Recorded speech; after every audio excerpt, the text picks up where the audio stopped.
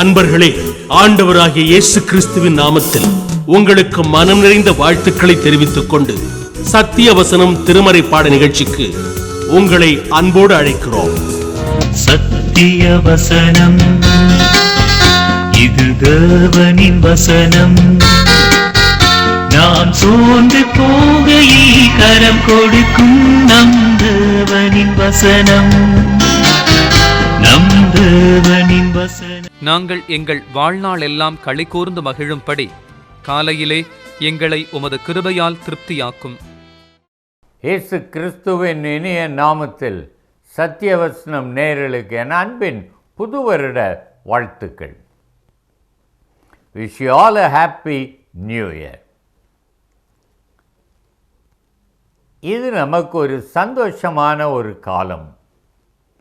தேவன் கிருபையாய் நமக்கு செய்திருக்கிற ஒரு காரியம் என்னவென்றால், தகுதியற்ற நம்மை கிருபையாய் ஒரு புது வருஷத்திற்குள் அழைத்து வந்திருக்கிறார்.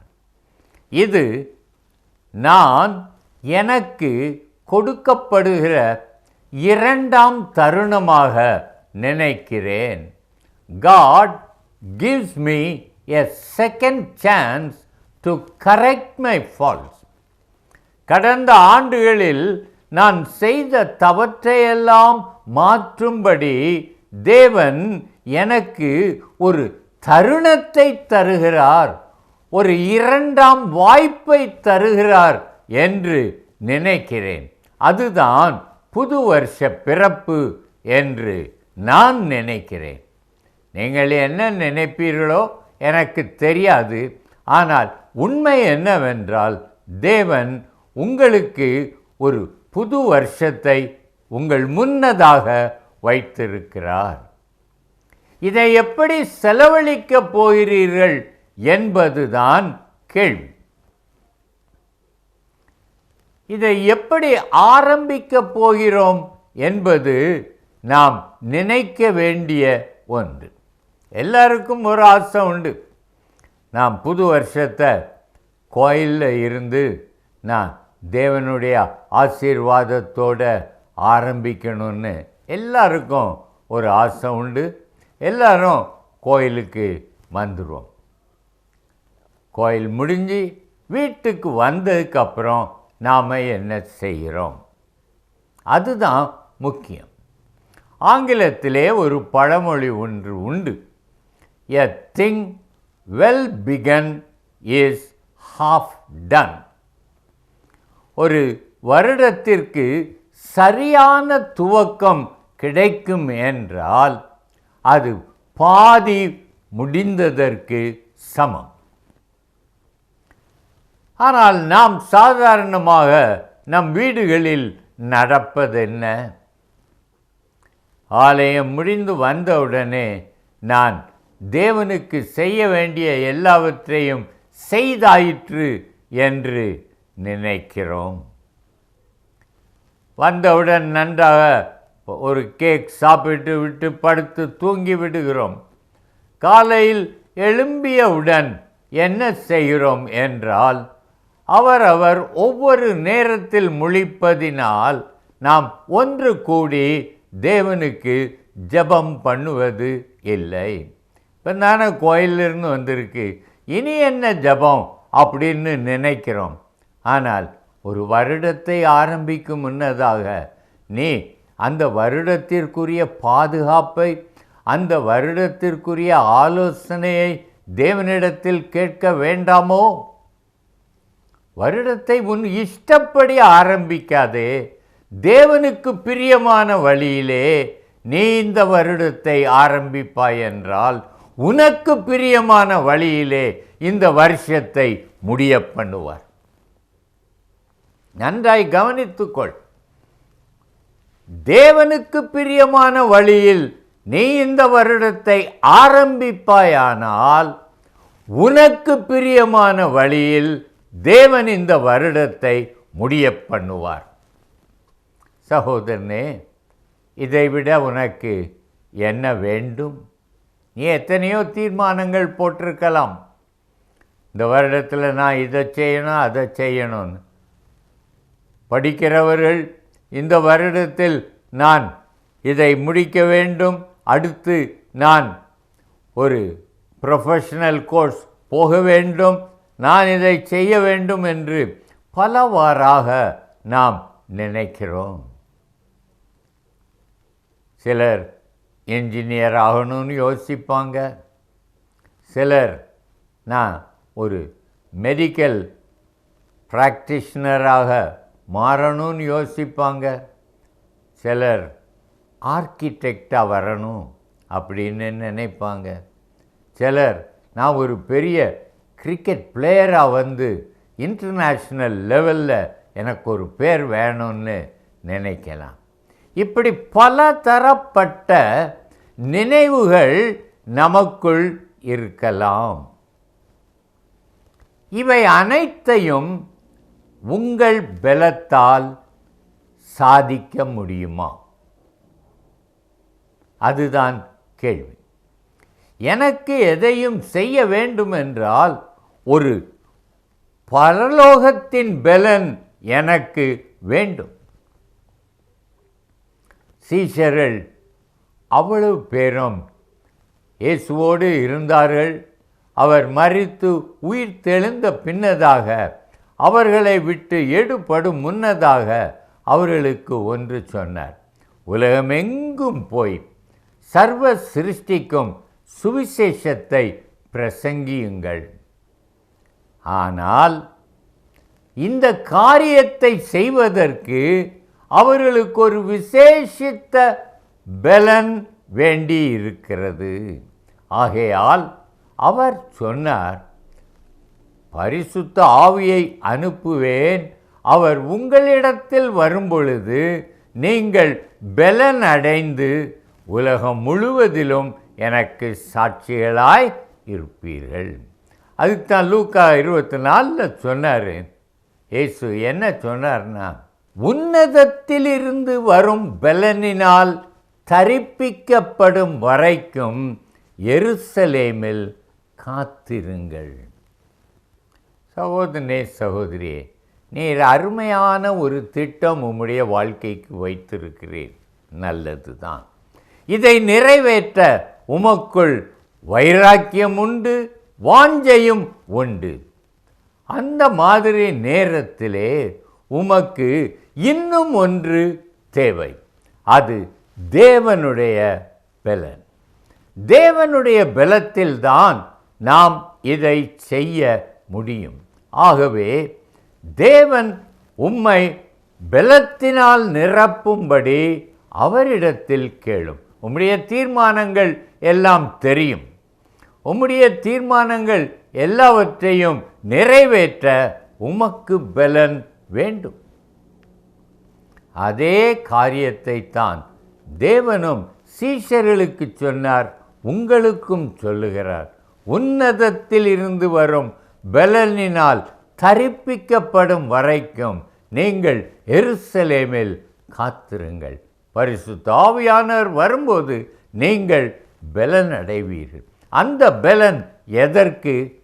நான் என் வாழ்க்கையில் எடுத்த தீர்மானங்களை நிறைவேற்ற, தேவனுக்கு பிரியமாய் நடக்க. இந்த வருடத்திலே நீங்கள் என்ன தீர்மானம் செய்தீர்களோ எனக்கு தெரியாது. ஆனால் நிச்சயமாக உலகப்பிரகாரமான ஒரு வாஞ்சை இருந்தாலும், ஒரு தீர்மானம் எடுத்திருந்தாலும், ஆவிக்குரிய ஒரு தீர்மானத்தையும் நீங்கள் எடுக்க முயன்றிருப்பீர்கள். சில காரியங்கள் முடியாததை என்ன செய்யக்கூடாது?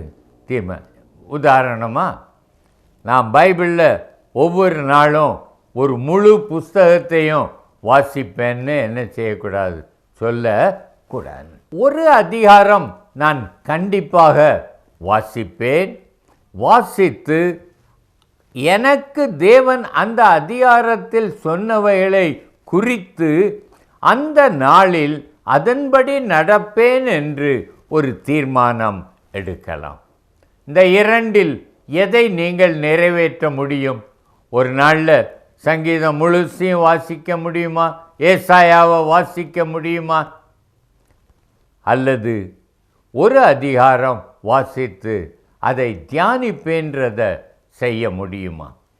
எது முடியுமோ அதை நீங்கள் தீர்மானமாக எடுத்து அதை கடைப்பிடியுங்கள். தேவன் உங்களுக்கு துணை செய்வார். உன்னதத்தின் பலன் உங்களை தாங்கும். உங்களால் செய்து முடிக்க முடியும். எனக்காக யாவையும் செய்து முடிக்கிற கர்த்தர் தம்முடைய உன்னத பலனை உங்களுக்கு தருவார். சகோதரனே, வெளிப்படுத்தல் 22 அங்கே 11ஆம் வசனத்தில் ஒரு காரியம் சொல்லி இருக்கிறது.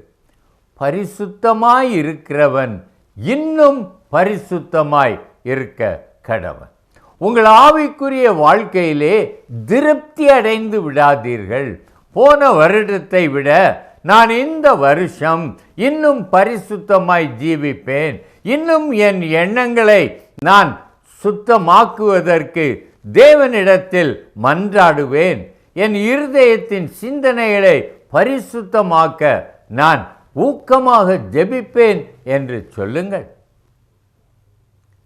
இருதயத்தின் சிந்தனைகளை சுத்தம் பண்ணி அருளும் என்று நாம் ஆலயத்தில் ஜெபிக்கிறோம். அதே ஜெபத்தை ஒவ்வொரு நாளும் செய்து படுக்கைக்கு போகும் முன்னதாக நான் ஜெபிப்பேன். தேவனே, இன்றைக்கு நான் பாவத்தில் ஈடுபட முடியாதபடி என்னை பாதுகாத்தீர், உமக்கு நன்றி என்று சொல்லுங்கள். சின்ன சின்ன காரியங்கள் தேவனுக்காக செய்யும் பொழுது அவர் அதிக மகிழ்ச்சி அடைகிறார். சின்ன சின்ன காரியங்கள் செய்யும்போது தேவன் பெரிய காரியங்களை உங்களுக்காக செய்வார். இதைத்தான் வில்லியம் கேரி சொன்னார். attempt great things for God, expect great things from God. அவருக்காக சின்ன காரியங்களை செய்யுங்கள், அவரிடத்தில் இருந்து பெரியவைகளை எதிர்பாருங்கள். சகோதரனே, இந்த வருடத்தை ஆரம்பிக்க போகிற நீங்கள் இந்த வருடம் முழுவதும் உங்களுக்கு ஒரு சந்தோஷமும் சமாதானமும் இருக்கும். நீங்கள் குற்றம் செய்யாமல் பெற்றோருக்கு கீழ்ப்படிந்து பரிசுத்தமாய் நடப்பீர்கள் என்றால் உங்களுக்குள் ஒரு விசேஷித்த தைரியம் இருக்கும். எந்த நேரத்திலும் யாரிடத்திலும் நீங்கள் குற்ற உணர்வோடு நிற்க மாட்டீர்கள். நீங்கள் தைரியமாய் பேசுவீர்கள். அப்படிப்பட்ட ஒரு வாழ்க்கை வாழ்வதற்குத்தான் இயேசு உங்களுக்கு இந்த ஆண்டை 2018 உங்களுக்கு கொடுத்திருக்கிறார். சகோதரனே, இதை எப்படி பயன்படுத்த போகிறீர்கள்? நன்றாக திட்டமிடுங்கள்.